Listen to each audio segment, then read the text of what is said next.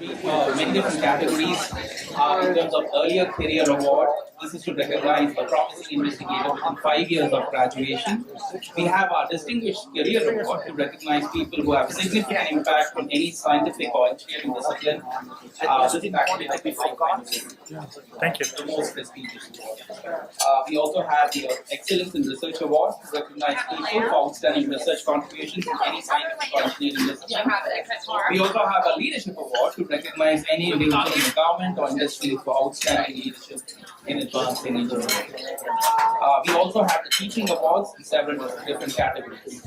So this year we had 11 awards, 4 Distinguished Career Awards, 3 Leadership Awards, 3 Excellence in Research Awards, and 1 Teaching Award in non-traditional teaching. Before I get started and while you enjoy it, as it comes to, it will probably take a while, I guess. Some logistics here, right? So I introduce the nominator, and the nominator will, if you can kind of like stick to 2 to 3 minutes, introducing the awardee, and then the speech could be, the awardee speech could be 2 to 3 minutes. That would be nice. We can keep up with the time. So I'll get started with the awards, and don't forget to post in between for your pictures to be taken as well. So let's start with the non-traditional teaching award. I'd like to invite Dr. Vijayanand Kotha to introduce Ivan Yao. And this is for the Krupsov Award for non-traditional teaching.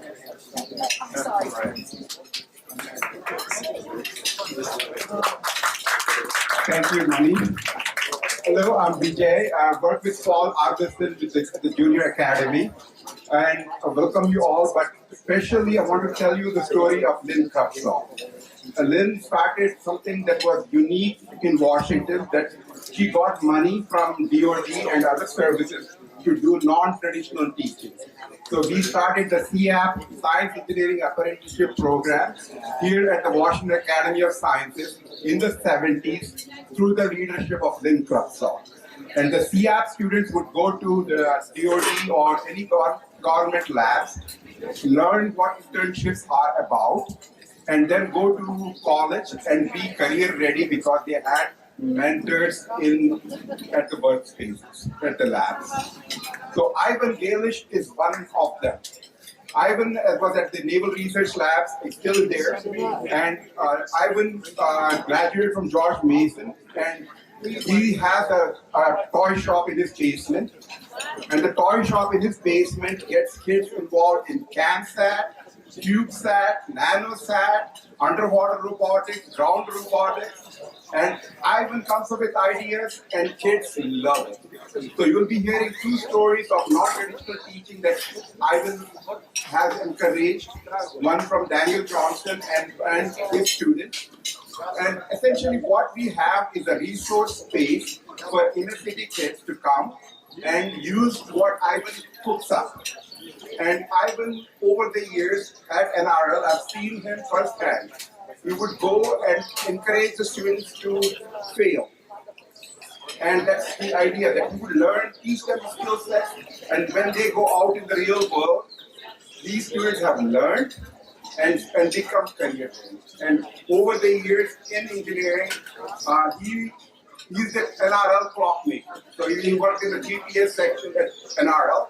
And his passion for the clocks, the devices of the electronics that the kids get in, and Ivan has been involved over the years, and I've seen the passion in all the applications he does. So, Ivan, come on up, and you'll be shamed later by your students down the road.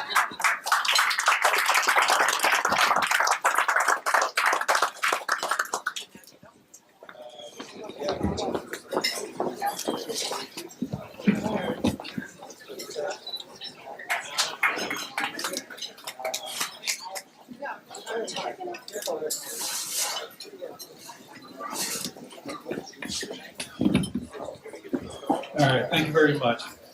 Greatly appreciate the award. I've been working with kids for maybe 20 years, and it's pay forward. When I was younger, I've had had people help me along in my life and kind of guide me to become an electrical engineer and have become very passionate about it. And enjoy sharing that passion and working with mainly with high school students. I've worked with grades 5 all the way up to university.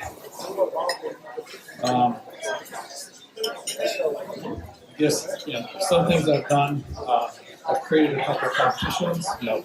Couple of Rockets, which is finished in April. It's a combination of high schools and universities compete against each other, and high schools actually do beat out the universities sometimes.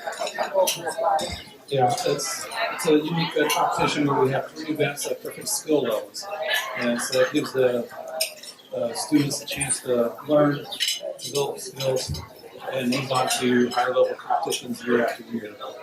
Another one I work with is university only is a CubeSat competition, where it's basically a space program scaled down to a 9-month effort where students design and build a payload to be launched on rockets.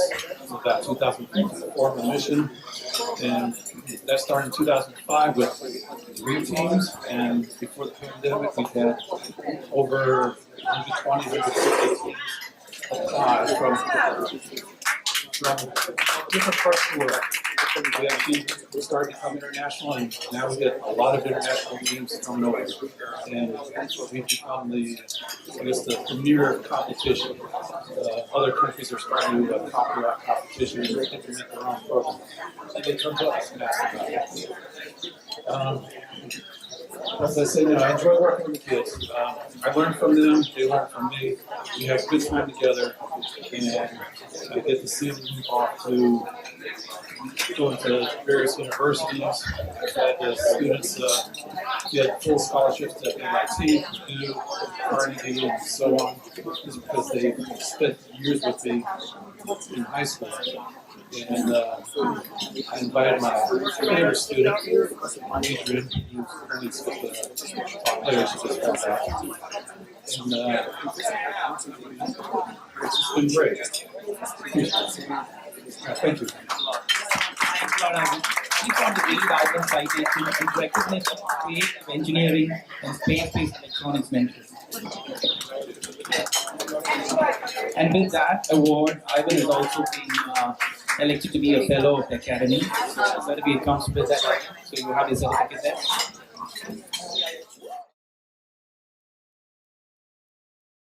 And this is for the Distinguished Career Award in Biochemistry. Please.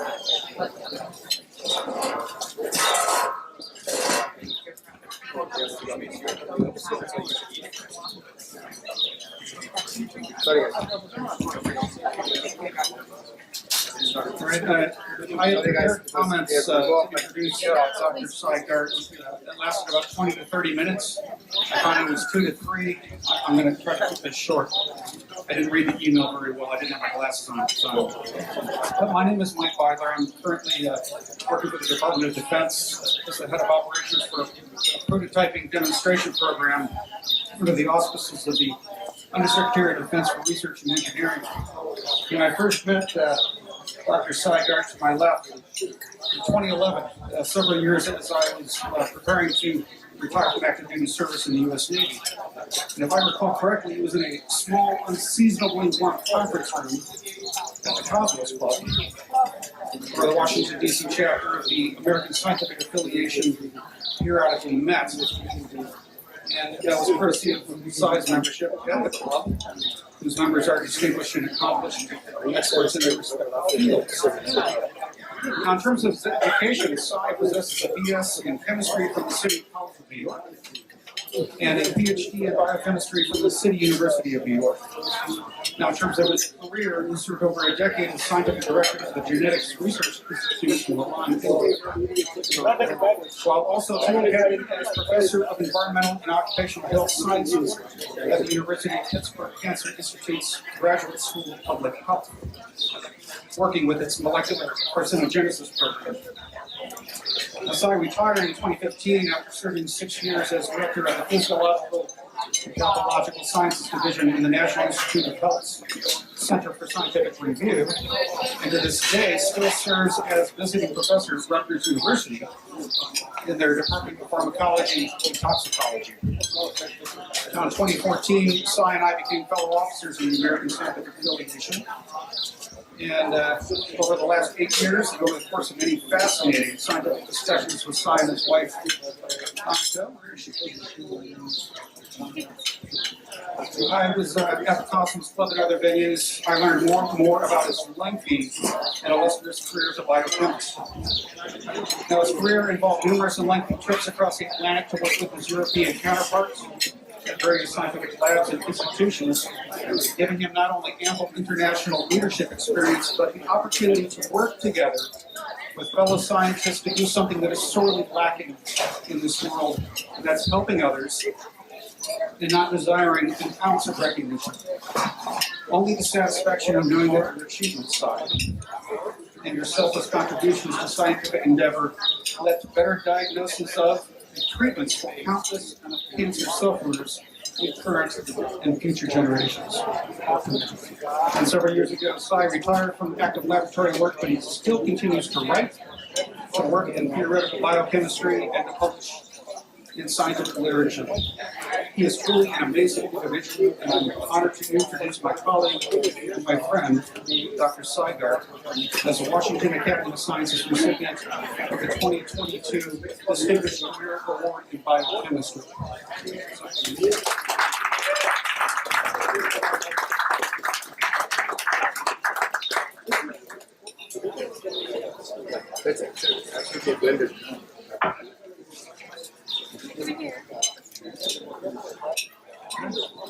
Making sure that. Yeah, for sure.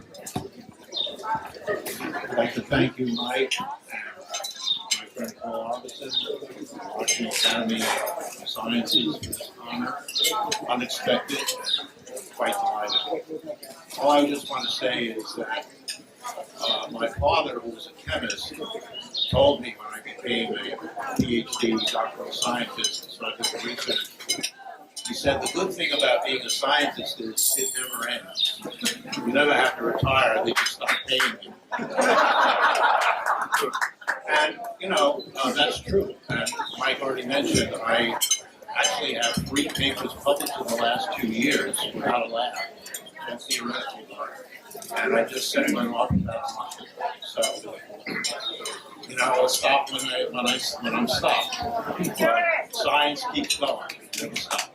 Thank you very much.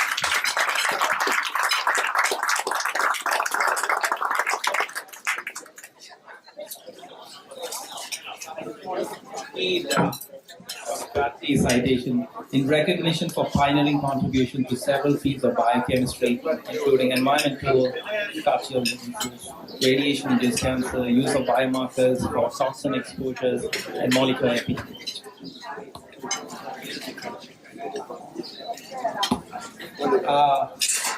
The next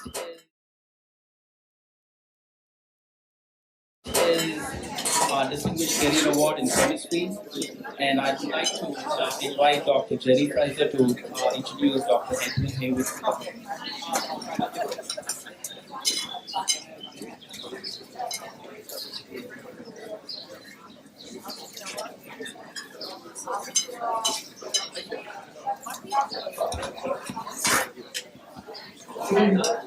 Good evening, everyone. It's my pleasure to introduce Dr. Edward Highwell, who is the recipient of the Distinguished Career Award. And the citation is for a seminal contribution to the advancement of vibrational spectroscopy and the mentoring of an entire generation of scientists to build strong, diverse, and vibrant scientific community. Anyway, I've known Ted for about 37 years. When I first came to this, Ted was there, and had a postdoc like I had then, and he was always next to me in the office, or in my division, in my group, so we've had a long relationship together. Even closer. Ted is a world expert in ultrafast spectroscopy and imaging, pioneering many advances in these fields. He's trained numerous postdocs and scientists as well. Ted's innovations have included many firsts, and have allowed researchers to apply the technology for their applications.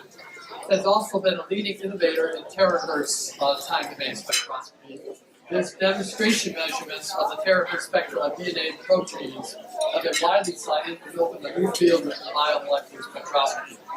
Ted created a NIST terahertz database and made it freely available to the community through the NIST website. These have greatly helped advance terahertz applications. Ted has also been a strong advocate for laboratory safety. He's demonstrated, together with his colleague Chris Stromberg, that protective eyewear for lasers, for these high-power lasers, high-power femtosecond lasers, are not very effective. So beware if you wear such glasses for that.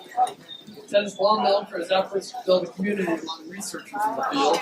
He has enjoyed uninterrupted attendance for 40 years at the Vibrational Spectroscopy Board Research Conference. That's pretty impressive. And serving twice as conference chair, one time stepping in an emergency when the previous chair couldn't do it. Ted has received numerous awards and recognitions, including the Instrument Society of America Beckman Award, various NIST and Department of Commerce awards, fellowship in the Optical Society, as well as fellowship in the Optical Society, now called Optica. He was recognized with the Lifetime Achievement Award from the Time Results Spectroscopy Committee in 2017, and has a special issue of the Journal of Chemical Physics devoted to him. Ted has authored more than 200 technical papers and delivered more than 150 talks. I'm very excited that I can be here to share this honor with him. And please join me in congratulating him on this honor.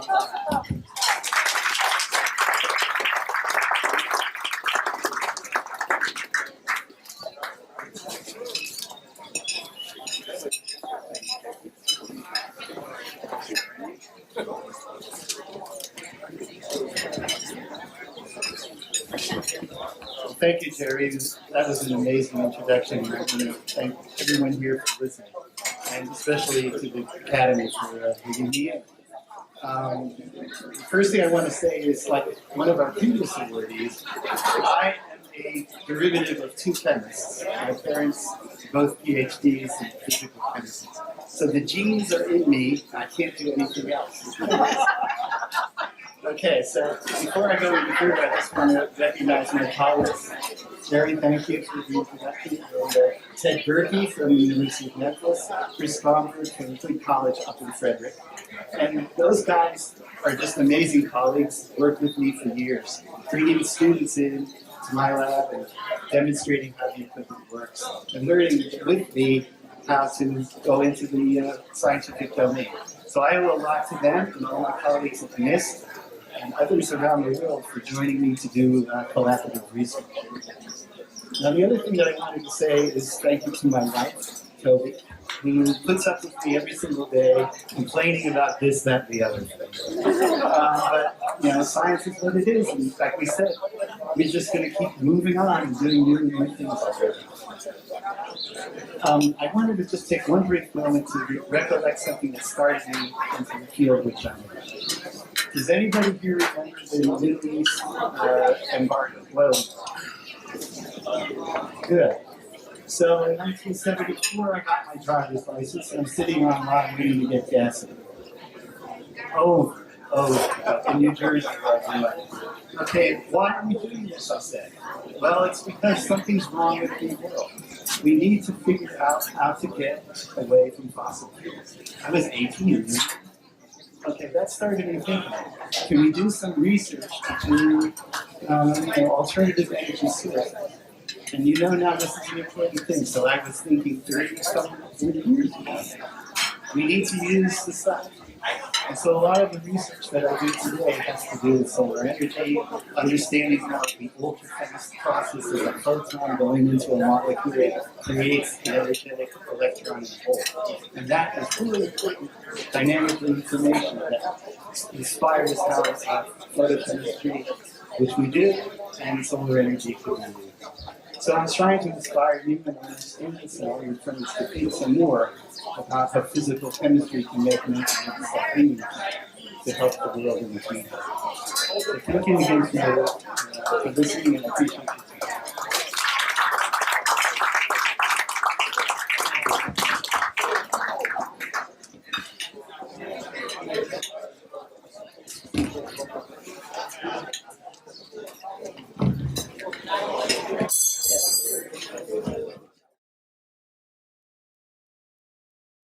He is the director of National Science Foundation, the largest scientific endeavor in the whole world. I think this award, by giving him this award, for all the things he has done at Arizona State University, to make it one of the leading research institutions in the country, and currently leading our country as well as the world in the research endeavor, I think this is a small award which WAS of the Washington Academy of Sciences can give me. And it's my honor, it's pleasure and privilege. I have not worked with him, I have only known of him or read about him, and I read about his work. And it's been my wonderful privilege, along with my colleague Dinesh here, to be able to recognize him and to nominate. Thank you.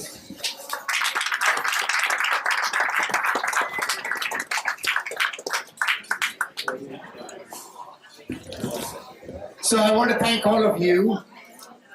I'm supposed to do this one.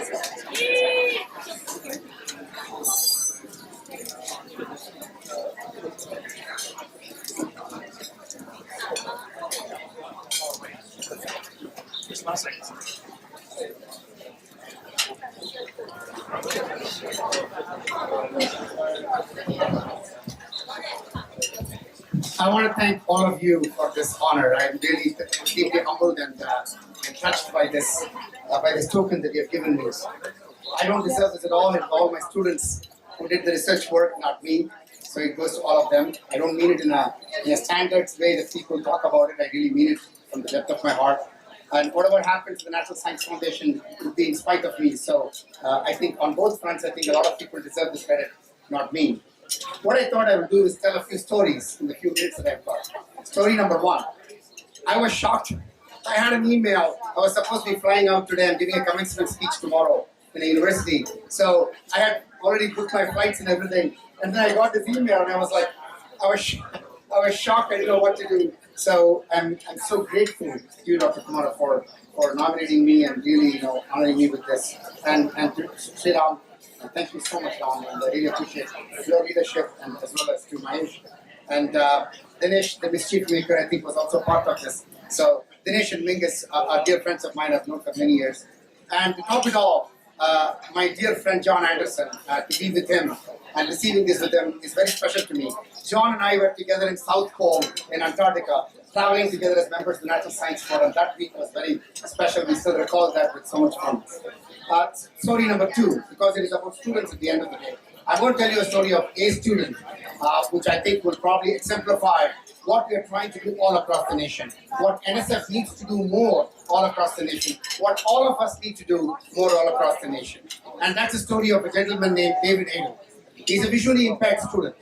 One day he walked into my office, and this was in early 2000s, when I had started this research center for assisting individuals with a range of disabilities.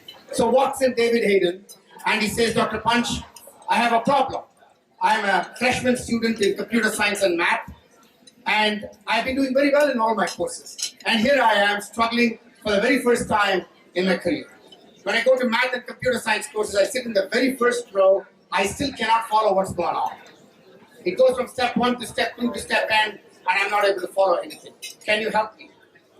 And I said to David, the best person that can help you is yourself, David. How about this? I bring you into my lab, I surround you with other masters, undergraduate research students, doctoral students, postdocs, as well as fellow high school students, so that you can work with them. Who better understands this problem than you, David? You are going to be the innovator. And so he took the challenge. He came into my lab. Within 6 months, he built this device, a laptop with a USB interface to a pan-tilt zoom camera off the shelf, and he took it to the class. It was not accessible to him. He brought it through the camera into his interface. He built the entire software, then did something even more clever. He split the screen into 2 halves.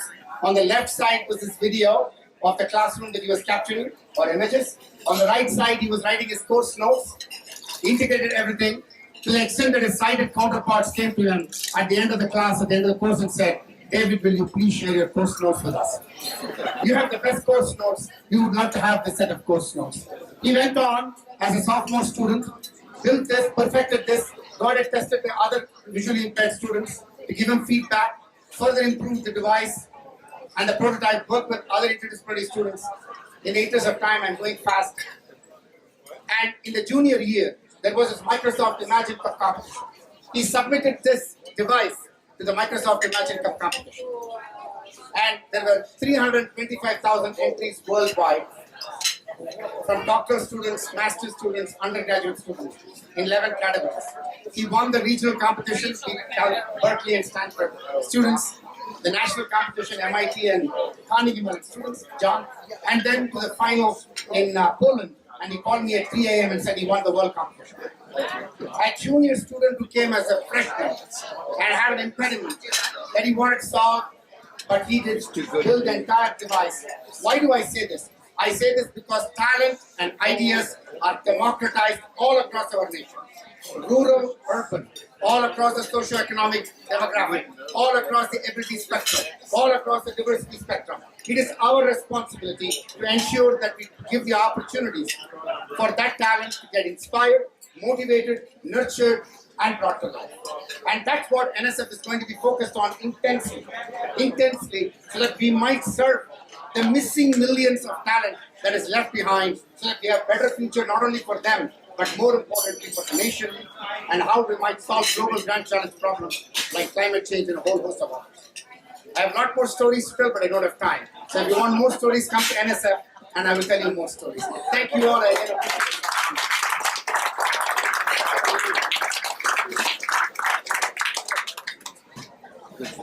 appreciate it.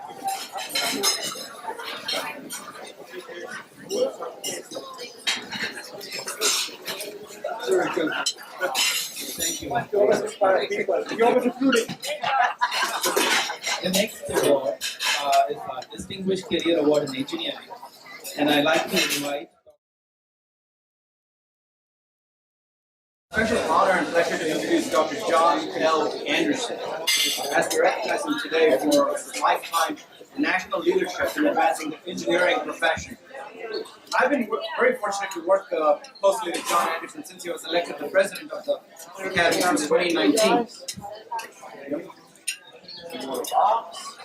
John is an extraordinary champion for engineering as a discipline and as a mindset. In his interactions with federal agencies, business leaders, and international stakeholders, notably public, he emphasizes the distinct value of engineering that it provides to people in society. Building on these themes, John has recently argued that engineering's past was grounded in industrial revolution. Its future is going to be about inclusive evolution.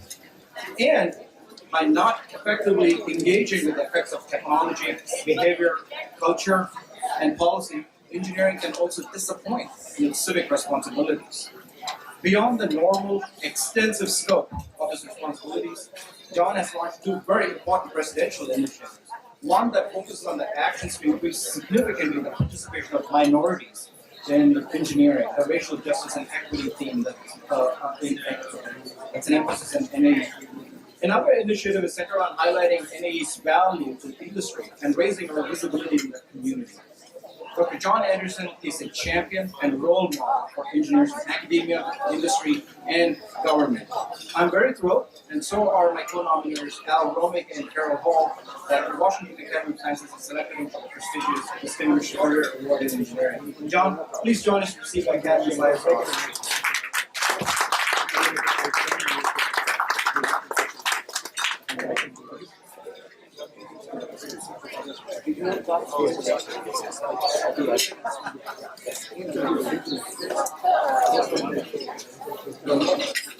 All right.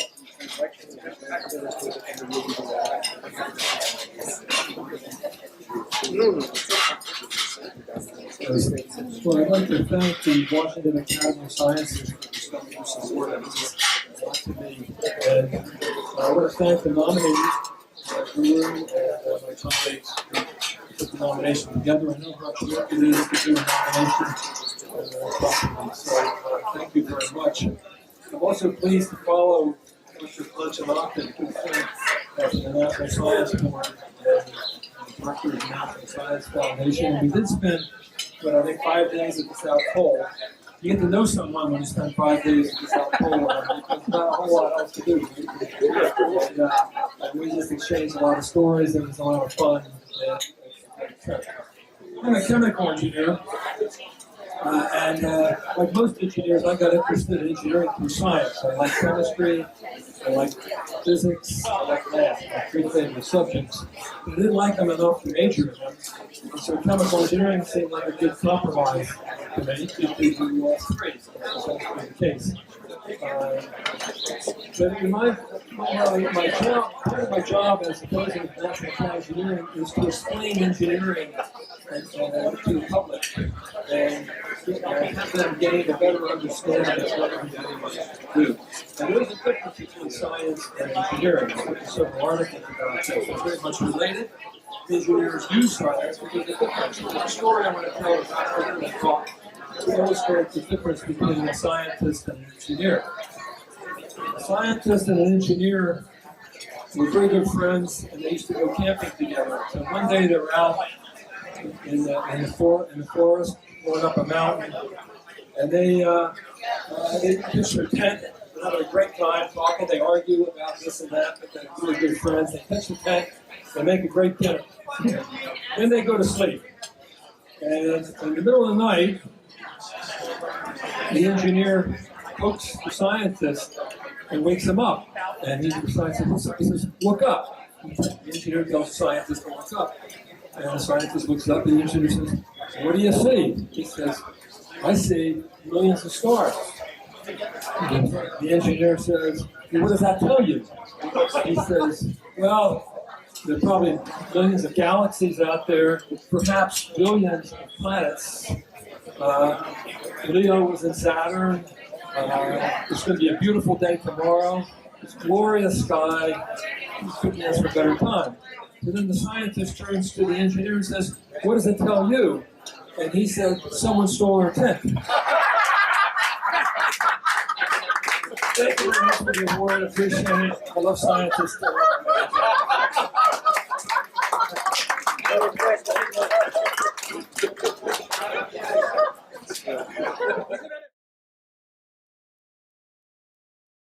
We move to the Excellence in Research Awards. I'd like to invite Dr. Renal Gobert to introduce and accept the award on behalf of Dr. Paul Gusman. Unfortunately, he wasn't able to attend this banquet, and this is for the Excellence in Research Award in Applied Mathematics. Well, thank you. Paul sends his regrets for being able to be here today. It's at the last minute. So my biggest regret is that I'm not going to be able to embarrass Paul here. And since I'm accepting the award from him, I'll just have to embarrass myself, which I do on a regular basis, so it should be pretty easy. So, Paul Petrone is an extraordinary young applied mathematician, and I'm so grateful that he's a staff member in the Applied and Computational Math division at NIST, which I lead. Of course, Paul would argue that he's a physicist and not a mathematician. But frankly, labels are not terribly helpful. Paul's education was quite different than your average physicist. He graduated with a BA in liberal arts from St. John's College in Annapolis, which is a great bookstore. So Paul learned mathematics by reading Euclid, Descartes, Euler, Newton, Leibniz, Lobachevsky, and Hardy, biology from Darwin, Watson and Crick, and physics from Kepler, Faraday, Maxwell, Bohr, Heisenberg, and Schrödinger. Taught in seminars rather than lectures, Paul learned to think critically on his feet, something that has come to serve him quite well. But never fear, Paul went on to a more traditional graduate education, earning an MS in applied math and a PhD in physics from the University of Maryland. We found Paul at NIST when he applied for an industrial postdoc position at the University of Minnesota, which we had funded. Oddly, our nationwide search discovered an ideal candidate who was doing an internship at NIST in another lab just a few minutes walk away. Paul's interest initially was in uncertainty quantification for molecular dynamics. simulations of materials. He learned of this need while spending a year at Boeing, where he was attempting to use, who were attempting to use molecular dynamics to scale potential materials for aerospace components. As you can imagine, it's a big leap from simulating a few hundred atoms to a simulated nanosecond to predicting the performance of an airplane wing after many years of use. Paul's novel methods for assessing the quality of such simulations have made a huge difference in this community. His techniques have been implemented by the commercial software company Schrodinger and are currently used by scientists at Boeing, ExxonMobil, and Mobil, among others.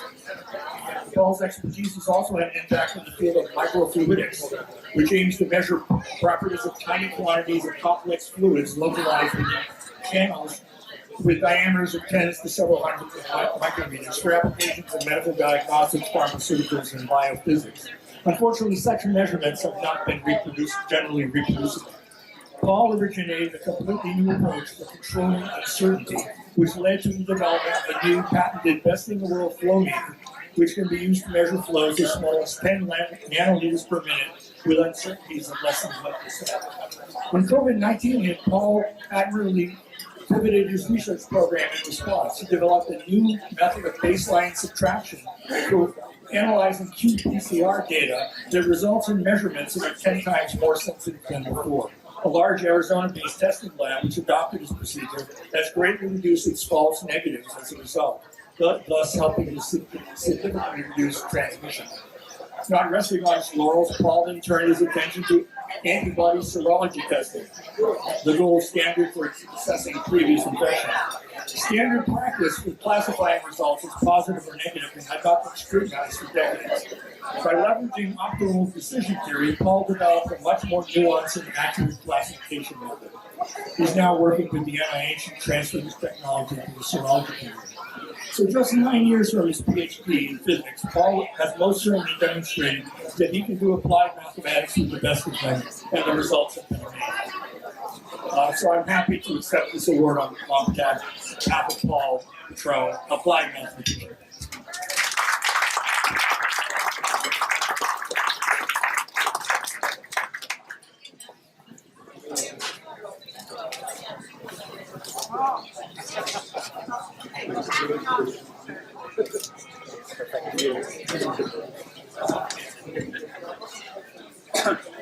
The next award is Excellence in Research in Chemical Engineering, and I'd like to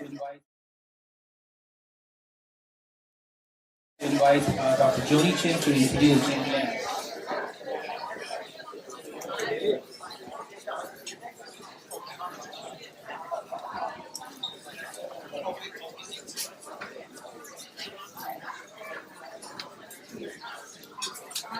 Good evening, everyone, and I'd like to thank the Washington Academy of Science for organizing this lovely event, and also want to congratulate all of the awardees that are here tonight.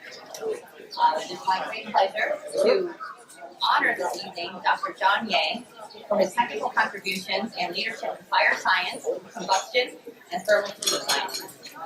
John's voluminous body of work is multidisciplinary in nature and has focused on solving engineering and scientific problems that have real-world implications. So John received his BS in chemical engineering from the National Cheng Kung University, his master's in biomedical engineering from the University of New South Wales in Australia, and his PhD in mechanical engineering from Cornell.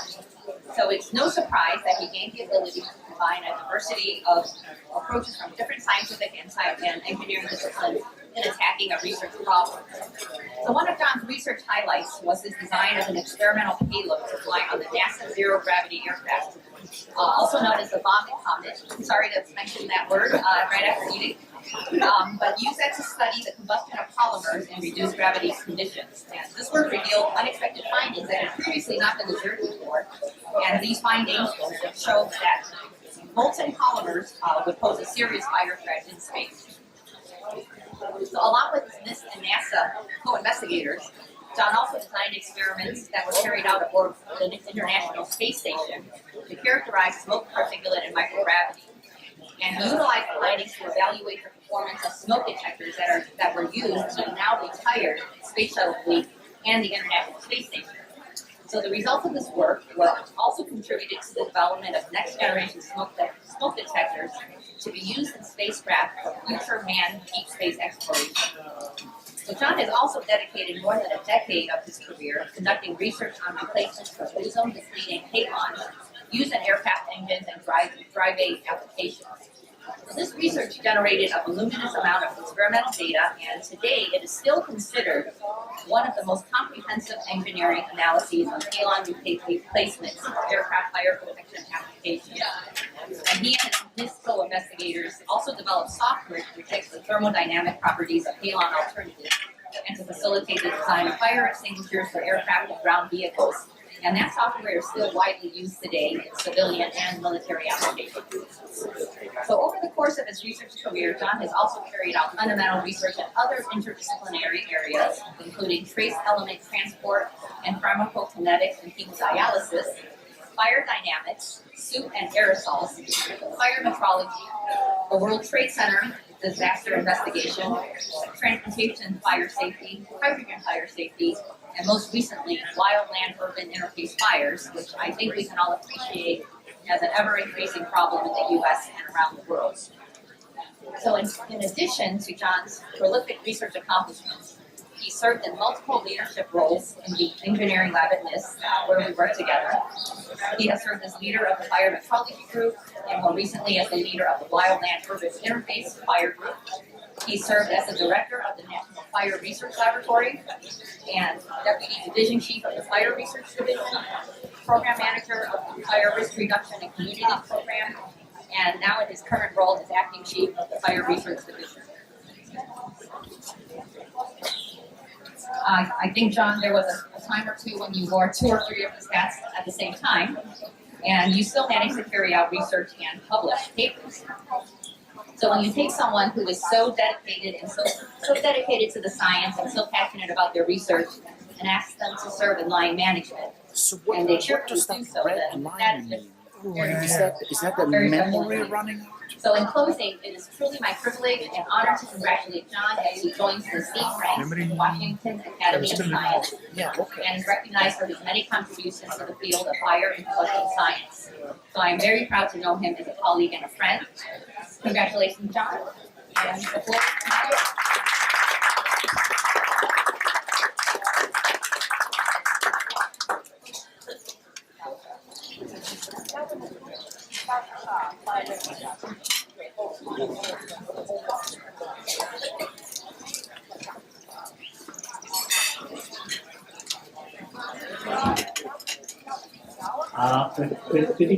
Good evening. Thank you very much, Johnny, for your kind introduction. I'd like to thank the Washington Academy of Sciences for this wonderful award. I'm really honored. For many years, I consider myself very, very lucky to have the opportunity to work with so many talented people, including my teachers, advisors, high school students, undergraduate, graduate students, postdocs, my NIST colleagues, as well as all the external collaborators. Without their contribution and help, I probably would not be standing here today.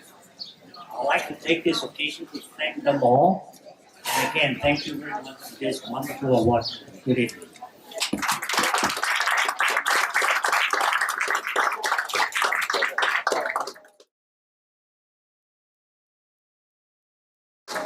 The next award is the Excellence in Research Award in Physical and Information Sciences. And it is my honor to welcome Dr. Bill Phillips, Nobel Prize Laureate in Physics, from NIST to introduce Alexei Koskov.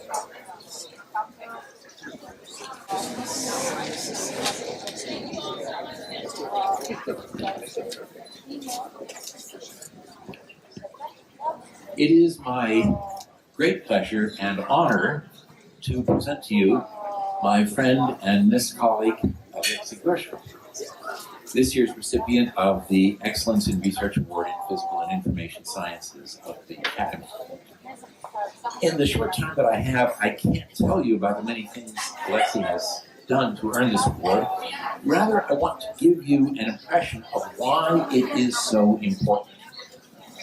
Early in the 20th century, the world of physics and of intellectual thinking in general was transformed by the development of quantum mechanics. The strange new rules that govern the submicroscopic world. In this realm, objects like electrons, known to be particles, behave like waves, while phenomena like light, known to be waves, behave like particles. Those realizations gave birth not only to a new and revolutionary understanding of physics, but also a technological revolution that underlies almost everything we think of as part of our modern world. Things like the electronics that give us computers, smartphones, and information technology in general. But quantum mechanics pointed to something even more profound, a change in our very notion of reality. A world in which things can be in two places at once. A world in which distant systems are connected by a strange feature called entanglement that seems to violate our most precious notions about existence. These weird aspects of quantum mechanics were known, but little appreciated or exploited in the 20th century. Now, in the 21st century, scientists like Alexei Gusman are putting the weirdness to work. In this second quantum revolution, Alexei is a leader. As one who attracts theory and experimental collaborators around the Washington area and across the world, Alexei is bringing into reality the promise of quantum information technology. Computers that are more different in kind from the digital computers of today than those computers are from the ancient abacus. Quantum simulators that may solve important yet otherwise intractable problems. Quantum sensors that defy the usual limitations on sensitivity. These are the things Alexei is doing. Publishing in the iconic journals of fundamental physics and receiving patents for practical devices and processes. It is an exciting adventure, and no one knows where it's going. But we know that Alexei is at the vanguard.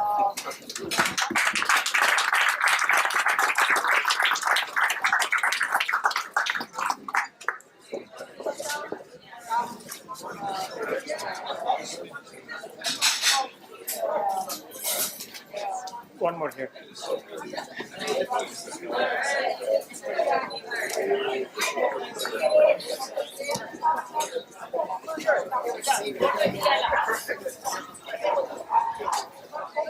Can you hear me? Well, thank you so much to the Washington Academy of Sciences for this great honor. It means a lot to me. So I'd like to thank Bill Phillips, obviously, for this nice introduction, also for nominating me, and also Alan Migdal and Charles Clark, who I'm told also helped, so thanks to them as well. In general, I'm very grateful to my home organization, NIST, and especially to Carl Williams for hiring me back in 2013 and giving me the opportunity and the flexibility to do the research that I do. So NIST, as well as the two joint institutes that NIST has with the University of Maryland, have outstanding scientists, both theorists and experimentalists, many of whom have become my collaborators and friends and who make working at NIST and the University of Maryland so much fun. NIST also provides unparalleled resources for research that I'm incredibly grateful for. And finally, like previous speakers, I would like to also say that I really want to thank my former and current graduate students and postdocs who really deserve most, if not all, of the credit for this research. So thank you again.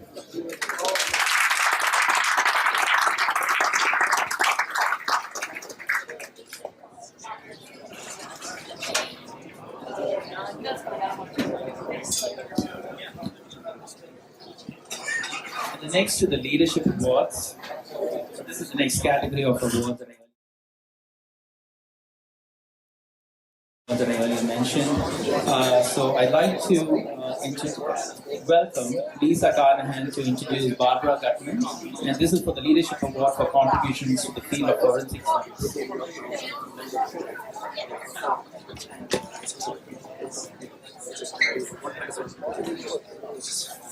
Thank you very much. What a privilege it is to introduce you to Barbara Gusman. Barbara is significantly responsible for the maturation of the field of digital forensics nationally and internationally.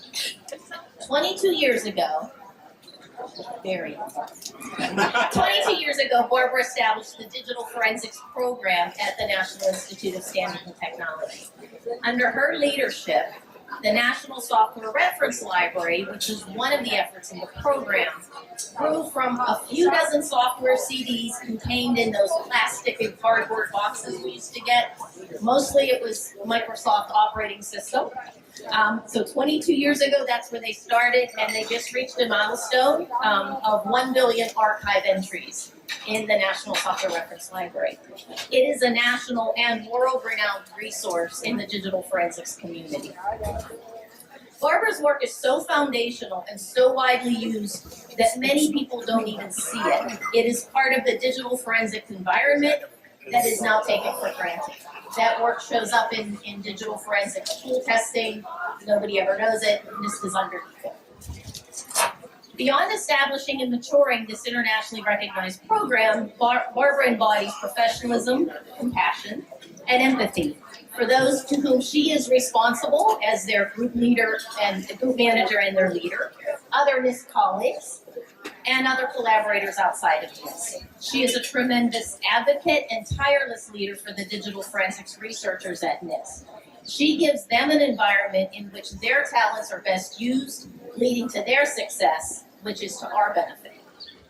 Barbara mentors early career colleagues at NIST, especially helping young women who benefit from her successful path and lessons learned at NIST. Many of these bright, talented women continue to seek her counsel as they continue their NIST careers, which ultimately will be her legacy. It is my pleasure to introduce you to my colleague and my friend, Barbara Gusman.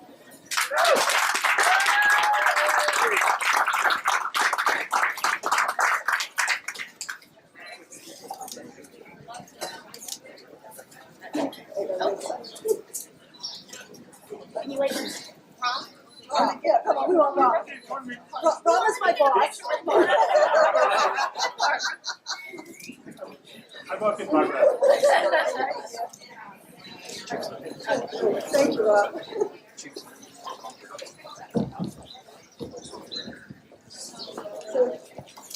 So thank you, Lisa, and thank you to the Washington Academy.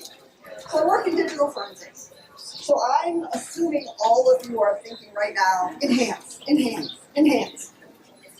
And see, digital forensics covers that, but it covers so much more. So most of you are probably aware that cybercrime is a kind of big and growing threat.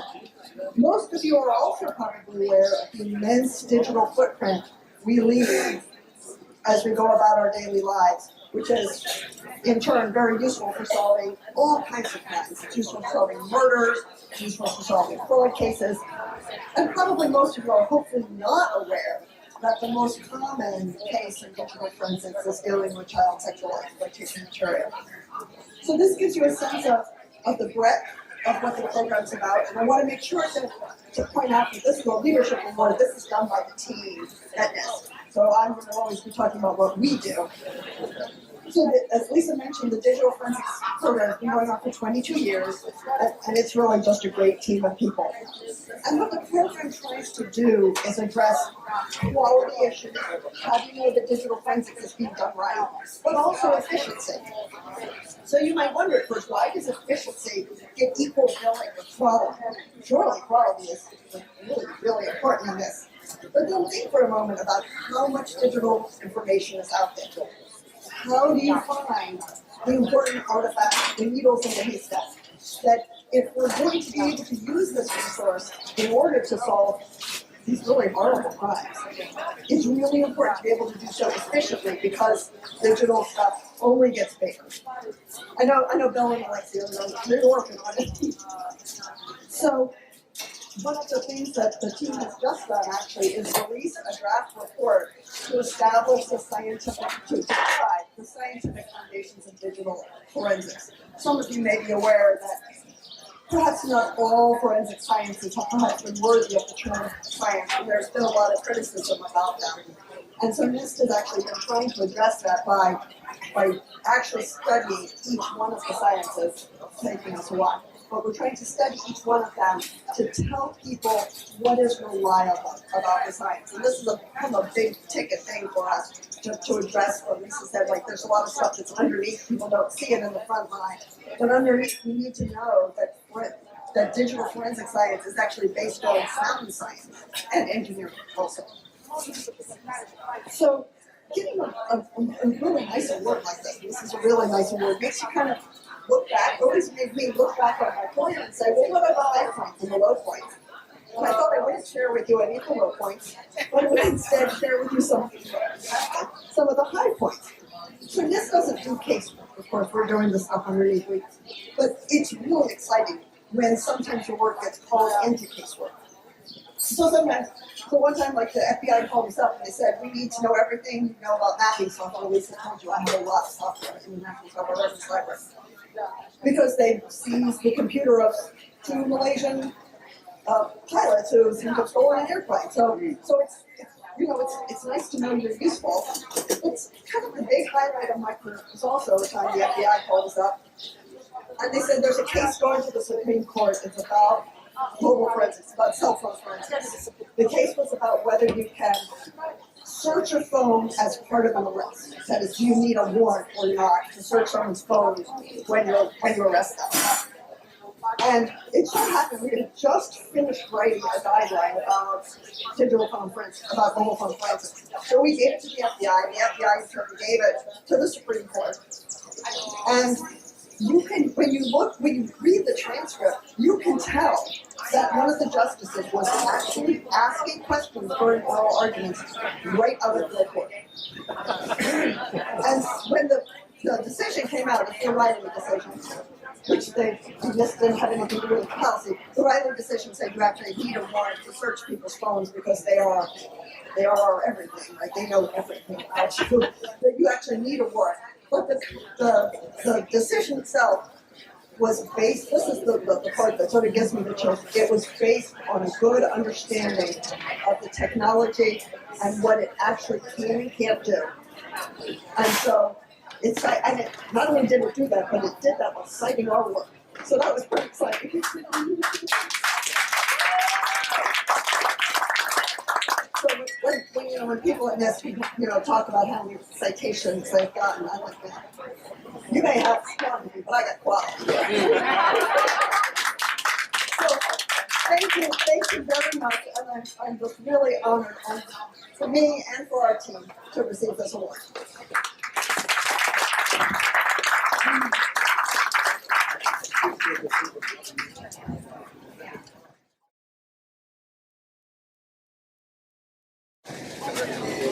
The next award is the Leadership Award for Developing Science and Engineering Policy, and Ram Sriram will be introducing Dr. Guru Madhavan. Guru's nominator couldn't be here, so she asked if I can introduce him. And I said, I'd like to talk. Gives me another opportunity to say a few words. And Guru Madhavan right now is a Norman or Augustine Senior Scientist and Senior Director of Programs at the US National Academy of Engineering.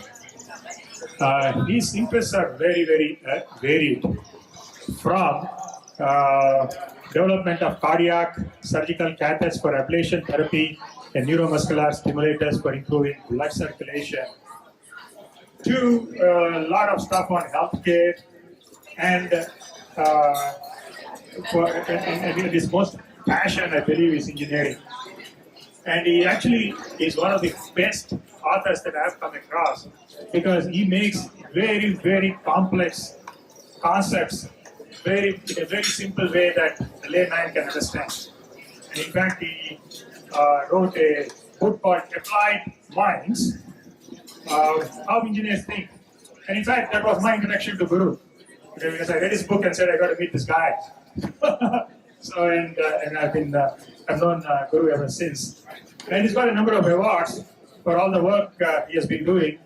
And for his books and lectures, he received the IEEE USA Award for Distinguished Literary Contributions, furthering public understanding and advancement of the engineering profession. And there are numerous awards. I can be talking forever on this, on Guru's achievements. But volume is enough, I guess. So one of the things which also is very proud for me is Guru actually writes a column for a magazine which my alma mater, IIT Madras, produces. So, which is, again, I encourage people to read the magazine Sastra. Guru.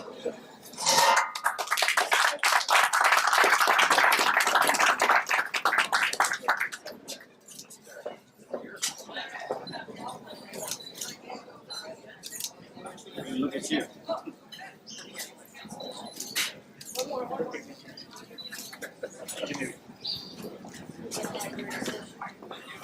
Thank you very much, Ram, and the Academy. I'll keep it short, possibly painless.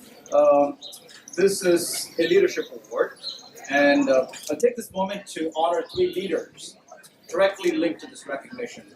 First, the Academy's newest fellow, Dr. John Anderson, Dr. Al Romig, the NE Executive Officer, and third, a great mentor of mine, Dr. Norm Augustine, who's a former NE Chair and CEO of Lockheed Martin. The 3 of them, through their example and mentorship, robustly remind me on a daily basis that likening engineering to technology alone and not sociology is akin to saying that evolution is only gene-based and not culture-driven. And it's like economics related to rationality and has nothing to do with behavior. That is, to engineer responsibly requires a fundamental appreciation of people, systems, and culture. These are the driving themes of the National Academy of Engineering's programs that I'm very fortunate to lead. In the mixed company of technology, society, and policy, engineering for people, systems, and culture is no longer sufficient. The emphasis needs to expand to encompass the people, systems, and culture of engineering. A step that's vital in making the profession more inclusive, as you've heard from Punch and John Anderson earlier. My colleagues are committed to this difficult and exciting journey. Darul West, Beth Katie, David Butler, Sumal Raghavan, Janet Hunsaker, Radka Neveski, and Kelly Zinger are some of the brilliant partners I recognize today. I thank my entire team, my 3 mentors, as I mentioned earlier, and the Washington Academy of Sciences for this booster shot of recognition. Much appreciated. Thank you.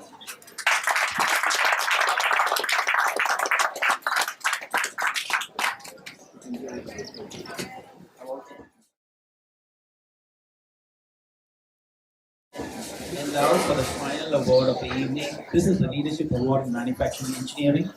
And I'd like to invite Al Bavering to introduce Dr. Kevin Jones.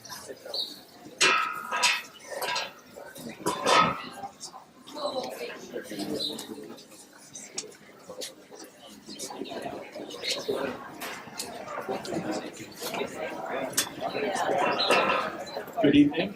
I'm very pleased to introduce and recognize Kevin Jurgens for his outstanding leadership and significant impacts on advanced manufacturing capabilities and standards for the United States, particularly for the field of additive manufacturing. Kevin serves as acting chief of the Intelligent Systems Division in the Engineering Lab at NIST. He provides leadership for NIST Engineering Lab research programs focused on overcoming challenges for U.S. manufacturing. Over his 32-year career at NIST as a researcher, technical project leader, program manager, and division chief, Kevin's efforts have had national scale impact in advancing measurement science and standards that are critical to reducing risk and accelerating adoption of advanced manufacturing technologies, including additive manufacturing, robotics, manufacturing data and analytics, and precision machining.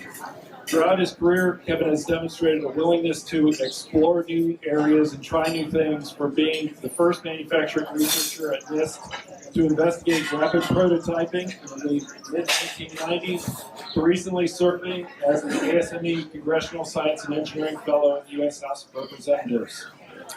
As a result of his early work in prototyping, Kevin recognized early on the transformative power of additive manufacturing or 3D printing, and he also recognized the need for measurement science and standards to enable that potential to be realized. He's been a champion for efforts that address these needs and provide scientific knowledge and standards needed to ensure part quality and assess the capabilities of additive manufacturing systems, particularly for critical applications such as medical devices and aerospace. Kevin has played a central leadership role in the ASTM F42 Standards Committee on Additive Manufacturing Technologies, and he's been a key player in working across organizations to coordinate standards development and avoid potentially conflicting and overlapping standards in this area. Last year, ASTM recognized Kevin's additive manufacturing standards leadership and impacts with the Award of Merit and title of Fellow, their highest honor. In addition to his technical and leadership contributions, I have benefited from Kevin's wise counsel on many issues, and I've always been impressed by his strong commitment to integrity and doing the right thing. Doing what is right by our customers and stakeholders, doing what is right by our employees and associates, doing what is right by our organization, and doing what is right by the taxpayers who pay our salaries in this. I've also been impressed by his intense commitment and devotion to his family, including picking up his son from Virginia Tech and driving from Blacksburg, moving him home today before this event. Kevin's contributions to advancing manufacturing engineering, and particularly the additive manufacturing community, are truly exemplary. I'm personally grateful for the tremendous help he provides to me and to this staff and stakeholders every day. It is a great privilege to introduce Kevin as he receives the honor of being recognized with the Washington Academy of Sciences Leadership Award and joining the Washington Academy of Sciences. Congratulations, Kevin.